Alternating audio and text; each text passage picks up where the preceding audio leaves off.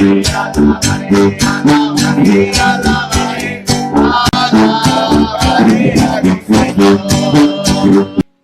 en el libro de Mateo, capítulo 17, versículo 20. Mateo, capítulo 17, versículo 20.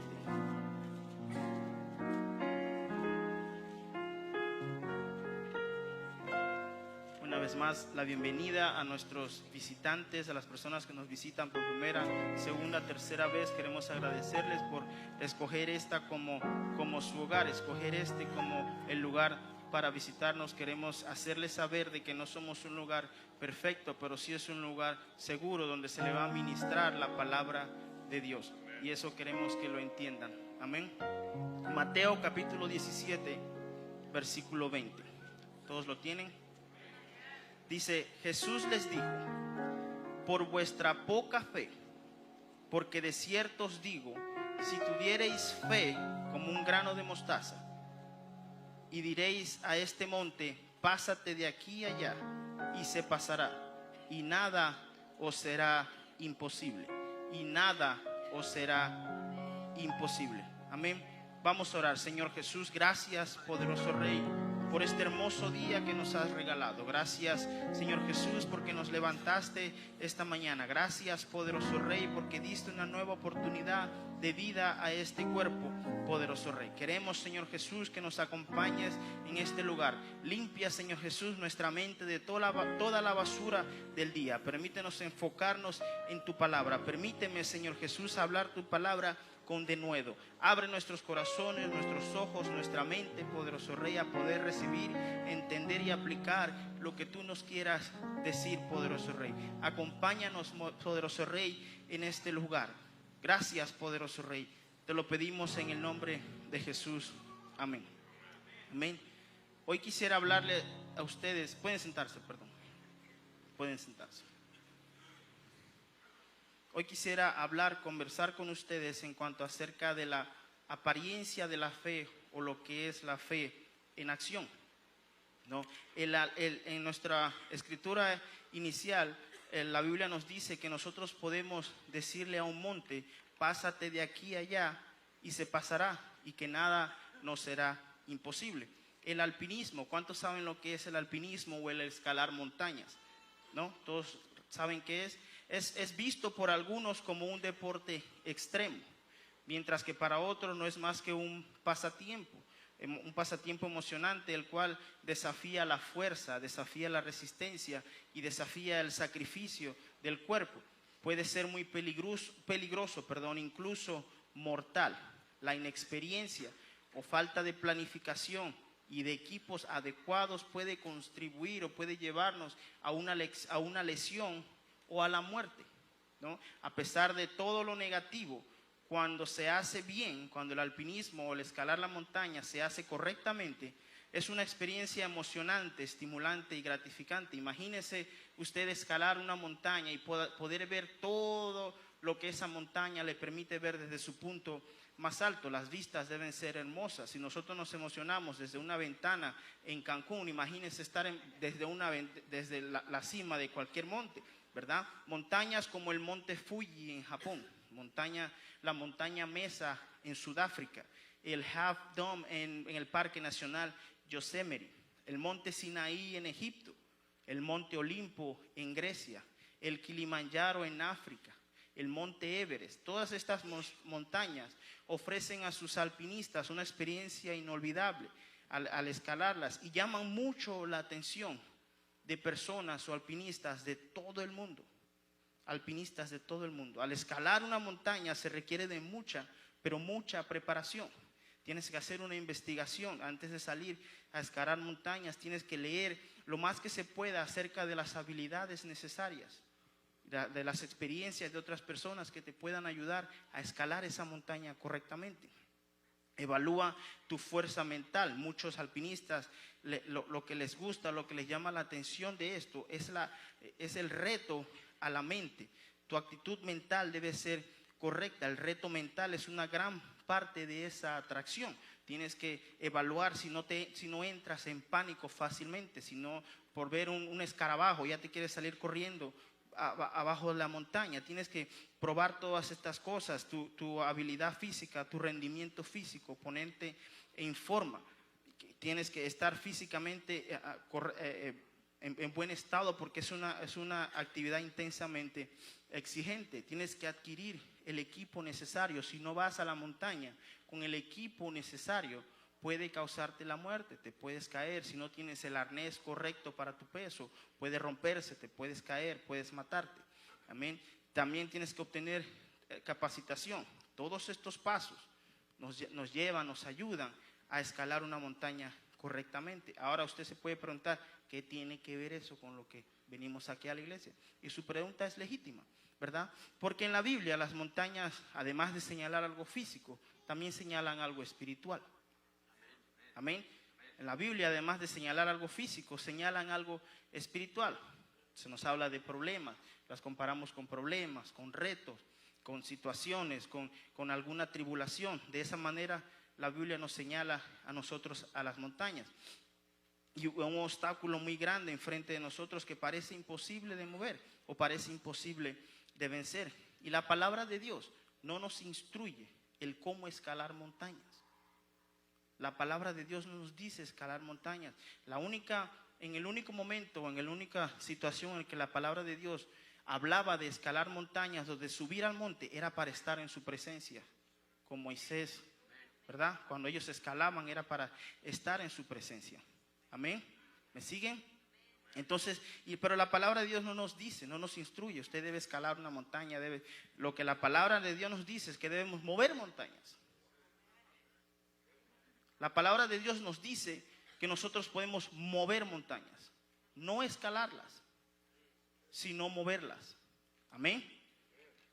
En Romanos, capítulo 12, versículo 3, si lo pueden poner en la pantalla, por favor. Romanos, capítulo 12, el versículo 3, nos dice cuál es esa herramienta necesaria para nosotros mover montañas, no solo para escalar montañas. Amén. Dice el versículo 3, digo pues, por la gracia que me es dada, a cada cual que está entre vosotros, que no tenga más alto concepto de sí que el que debe tener, sino que piense de sí con cordura, y esta es la parte importante, conforme a la medida de fe que Dios repartió a cada uno. Conforme a la medida de fe que Dios repartió a cada uno. Nuestra fe es la herramienta dada por Dios para mover montañas y para poder vivir en este mundo hasta el regreso de nuestro Señor Jesús. Y cada uno de nosotros tiene una medida de fe. Esa medida de fe al principio nos va a dar una apariencia necesaria, la apariencia de fe. Pero si la ponemos en acción, esa fe, esa medida de fe puesta en acción puede mover montañas, puede solucionar su situación. Amén. ¿Cuántos pueden decir amén? ¿Me están siguiendo? No los estoy durmiendo, no los estoy aburriendo. Amén, eso es bueno.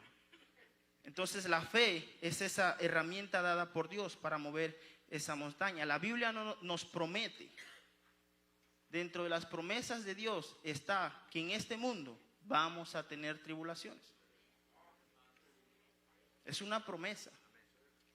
En todas las demás promesas, esa es una promesa que a ninguno nos gusta. Amén. Pero la Biblia nos dice, en este mundo tendrás tribulaciones, pasarás por problemas. Alguna situación que creas imposible de vencer se te va a enfrentar, y eso es parte de nuestra vida. Amén. La escritura que leímos al principio nos aclara cuánta fe debemos tener para mover montañas, ¿no? Dice, si tuvieses fe como un grano de mostaza, dirías a este monte, pásate de aquí a allá, y se pasará. Esa es la medida, esa es la fe necesaria, el tamaño de la fe que usted debe tener para poder mover una montaña. Por más grande o imponente o imposible que pueda parecer su situación, usted tiene en sus manos lo necesario para vencer, para mover una montaña. Dios nos ha declarado en su palabra que somos más que vencedores. Somos más que vencedores. Así que cualquier montaña, cualquier situación, nosotros la podemos mover. ¿Por qué? Porque tenemos la herramienta necesaria, que es la fe. En Lucas 18:8. ¿Por qué es tan importante la fe? ¿Y quién busca la fe? ¿Para qué la fe? Dice, pero cuando venga el Hijo del Hombre, ¿hallará fe en la tierra? Dice la última parte. Pero cuando venga el Hijo del Hombre, ¿hallará fe en la tierra? O sea que el Hijo del Hombre, Jesús, nuestro Dios, Él va a venir y va a buscar fe. Él va a buscar en nosotros esa herramienta. Él va a ver en nosotros si estamos utilizando esa herramienta correctamente. Amén. Él va a buscar eso porque es algo que Él nos ha dado. Dios espera encontrar fe en la tierra en su regreso, porque es por medio de la fe, por medio de esa fe que Él nos dio, que va a obrar en nuestras vidas, va a poder obrar en nuestras vidas y va a poder obrar en las vidas o en las almas que el Señor ponga en nuestro camino.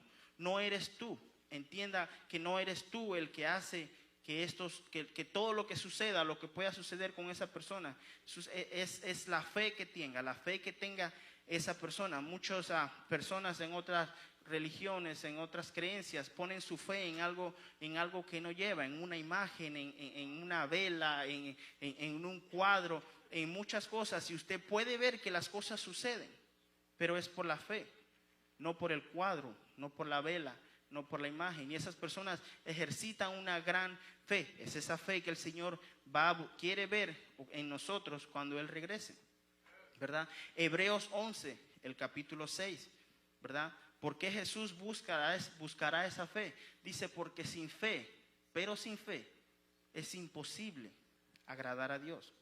Porque es necesario que el que se acerca a Dios crea que le hay y que es galardonador de los que le buscan. Pero sin fe es imposible agradar a Dios, porque es necesario que el que se acerca a Dios crea que le hay y que es galardonador de los que le buscan. Así que nuestra fe no puede ser de solo apariencia, como cuenta la Biblia que puede pasar, porque la Biblia en el libro de Marcos cuenta de dos experiencias en donde nuestra fe puede ser solamente una apariencia, y la vamos a leer en unos momentos. Marcos nos relata una historia que demuestra que nuestra fe en algún momento puede llegar a ser solamente una apariencia y no lo que el Señor busca, no esa fe genuina que Él busca, no esa fe que Él nos ha regalado, que Él busca y que el Señor busca en nosotros, porque el Señor va a venir a buscar en nosotros esa fe. El Señor va a venir a esta tierra a buscar esa fe, a ver si encuentra esa fe. Amén. Si no tenemos ese fruto, esa fe que Él busca, vamos a tener consecuencias. Vayamos a Marcos capítulo 11.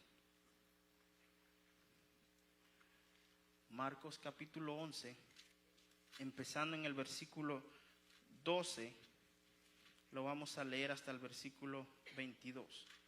Vamos a leer una parte primero, luego otros versículos. Amén. ¿Lo tienen todos?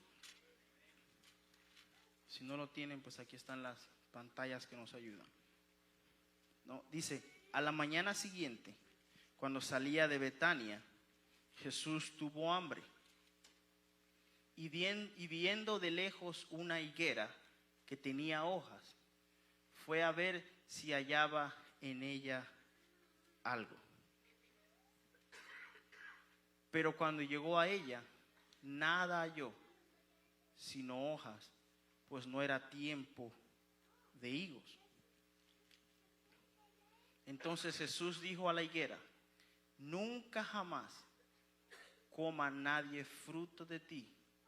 Y lo oyeron sus discípulos. Vamos a leer hasta ahí por ahora. Jesús ve esta higuera, ve este árbol de higos. Todos conocen qué es una higuera, todos conocen cuál es un árbol de higo. Lo ve frondoso, dice la palabra de Dios en algunas versiones. Frondoso significa que tiene muchas hojas, está muy verde, muy bonito. Amén. Él ve ese árbol frondoso y él se acerca a buscar en esa higuera lo que él pensó que iba a encontrar en esa higuera, que son higos. Él pensó encontrar en esa higuera higos. Amén. La higuera tenía la apariencia de tener higos. Era una higuera frondosa. Los árboles de higuera, la señal de hojas significa o da seña de que hay frutos. Si no tiene hojas, quiere decir que no tiene frutos porque no es la temporada. Pero al estar frondoso, al estar lleno de hojas, indicaba o es indicativo de que debe tener frutos. El Señor Jesús a lo lejos ve esta higuera frondosa. Se acerca a comer algo de la higuera, porque si la higuera tiene esta apariencia, debe tener algún fruto. Y no encontró nada. Dice que solo encontró frutos. Solo encontró hojas, perdón. Solo encontró hojas. Debemos procurar tener frutos y no solo la apariencia. Nosotros debemos procurar que cuando el Señor Jesucristo se nos acerque, lo que haya no sea solamente hojas, sino que Él pueda encontrar algún fruto.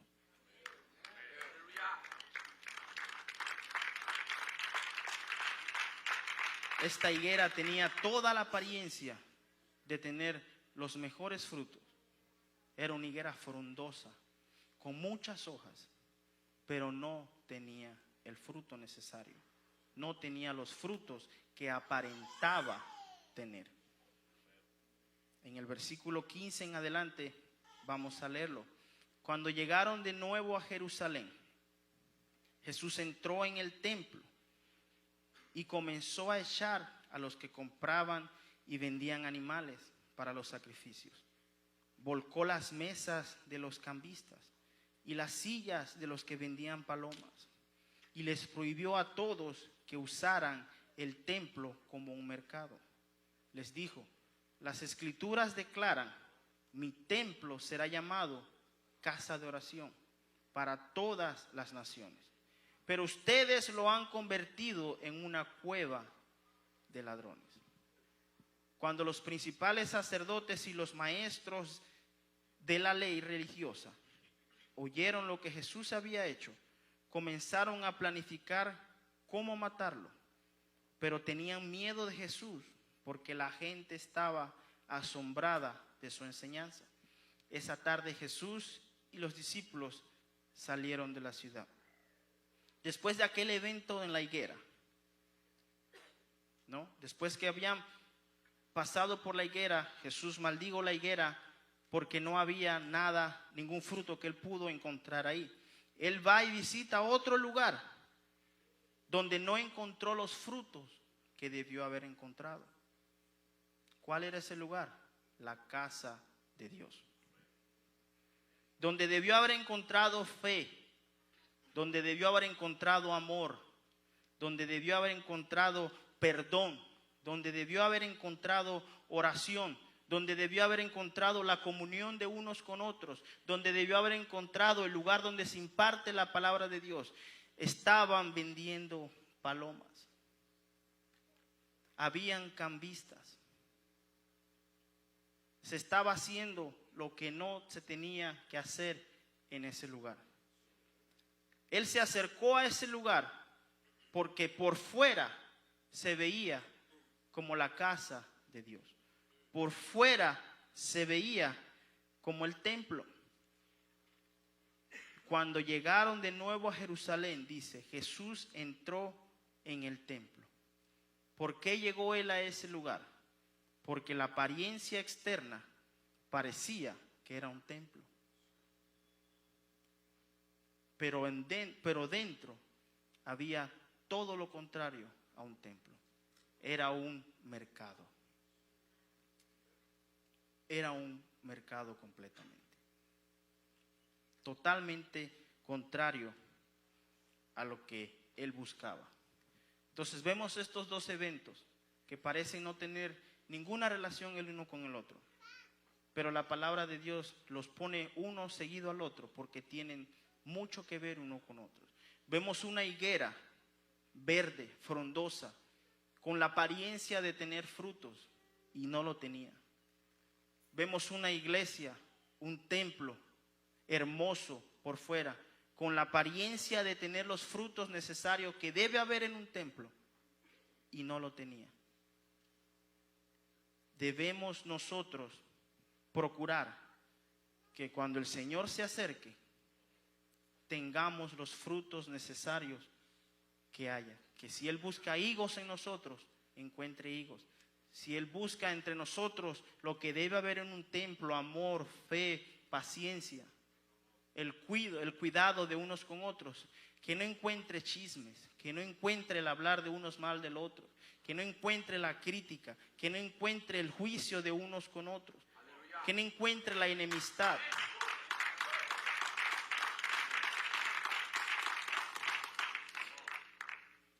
Porque si no, va a sucedernos lo que le pasó al templo.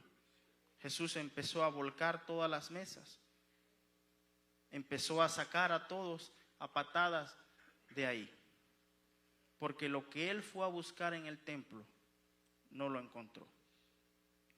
Dice en el versículo 20 que a la mañana siguiente, al pasar junto a la higuera que él había maldecido, los discípulos notaron que se había marchitado desde la raíz. Pedro recordó lo que Jesús había dicho al árbol el día anterior y exclamó: mira, Rabí, la higuera que maldijiste se marchitó y murió. Les digo, ustedes pueden orar por cualquier cosa. Si creen que la han recibido, será suya. Los discípulos estaban sorprendidos de cuán rápido había tenido consecuencias las palabras de Jesús. Había pasado solo un día, 24 horas, unas horas, cuando ellos volvieron a pasar por la misma higuera y la higuera ya estaba muerta. La palabra de Dios es poder. La palabra de Dios es poder y lo que ella declare será cumplido. Lo que declare la palabra de Dios se va a cumplir. Cielo y tierra pasará, mas mi palabra no pasará. Entonces Jesús le dijo a los discípulos en el versículo 22: tengan fe en Dios. Les digo la verdad, ustedes pueden decir a esta montaña: levántate y échate al mar, y sucederá. Pero deben creer de verdad que ocurrirá y no tener ninguna duda en el corazón. No tener ninguna duda en el corazón. Pero deben creer de verdad que ocurrirá y no tener ninguna duda en el corazón. El Señor nos estaba hablando de la fe. Ese fruto que Él va a venir a buscar en nosotros. Y nosotros no solamente debemos tener la apariencia de tener la fe. No solamente podemos jugar a la iglesia. No solamente podemos jugar a ser aquellos grandes hombres de fe, aquella gran dama de fe, sino ejercitar nuestra fe al mover nuestras montañas. Esas montañas no están ahí para que usted las escale. Esas montañas son puestas delante de usted para probar su fe y que usted las mueva a un lado. Si usted se está preparando para escalar una montaña, no está en lo correcto. Si usted está preparándose para escalar una montaña, no está haciendo lo correcto. Y cuando Jesús regrese, si lo ve escalando esa montaña, le va a pasar lo mismo que a la higuera. Porque no es lo que está buscando Él. Pero muchos pueden preguntarse, ¿qué es la fe? Amén.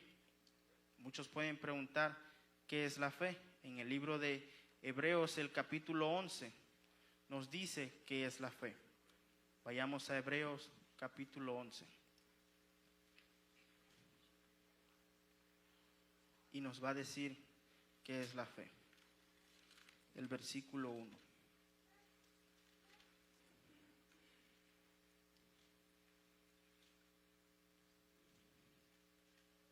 Hebreos capítulo 11, versículo 1. Dice, es pues la fe la certeza de lo que se espera, la convicción de lo que no se ve.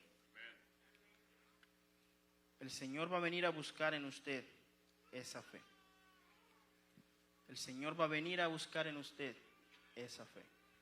Y debemos no solamente tener la apariencia de la fe, sino tener los frutos que pueda llevar esa fe. Pongámonos de pie, hermano.